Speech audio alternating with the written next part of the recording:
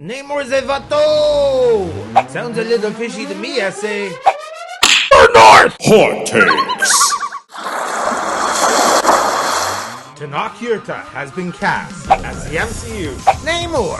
Don't you mean Submariner? And although that does sound pretty delicious, Papa North's here to tell you why this MCU recast makes no fucking sense. As always, Kevin Feige and Todd Brass wanted to diversify this character, set up his backstory in Aztec and Mayan lore.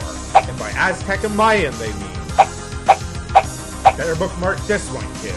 It won't be so funny in a couple of years. And although the South America region has Atlantises of their own, the coast of South America is nearly 15,000 kilometers from the legendary Wakanda, for an Atlantean-Wakandan war that has been going for centuries.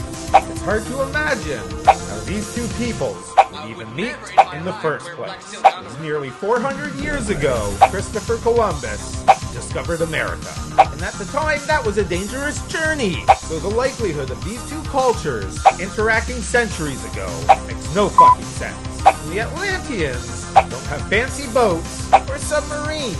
These people are riding in on sharks and whales. And let Papa North tell ya, he did the fucking math. And at a top speed of 50 kilometers an hour, non-stop mind you, it would take nearly 13 days to reach the legendary city of Wakanda. Not very strategic.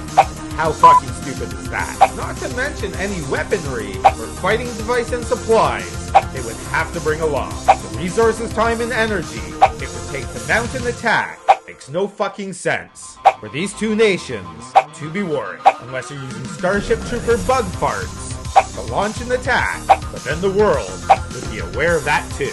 Or other locations for the legendary Atlantis, like the Strait of Gibraltar, Mediterranean Sea, or even off the coast of Madagascar, would have made more fucking sense to land Namor the Submariner a home in one of those places. Or in the Strait of Gibraltar, you could land in Morocco, travel through the Middle East, gather some allies on the way, like the Nine Rings Syndicate from the first Iron Man, then launch a ground assault on Wakanda.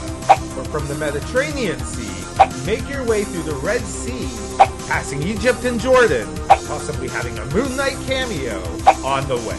A much shorter distance to travel, and not as exhausting on your resources. But the real missed opportunity is Madagascar, where it's a hop, skip, and a jump to Wakanda, and the MCU misses out on a great opportunity to cast their first Black Namor.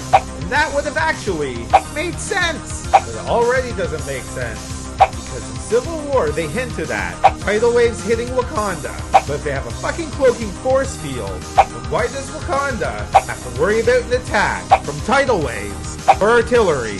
Pew pew! In the first place. With a problem-plagued Wakanda Forever, which had the Bozeman's passing, on-set problems, with Letitia Wright, let's hope director, Ryan Coogler, let's hope Black Panther 2, Wakanda Forever can deliver on the great Atlantean Wakanda battles we're all anticipating.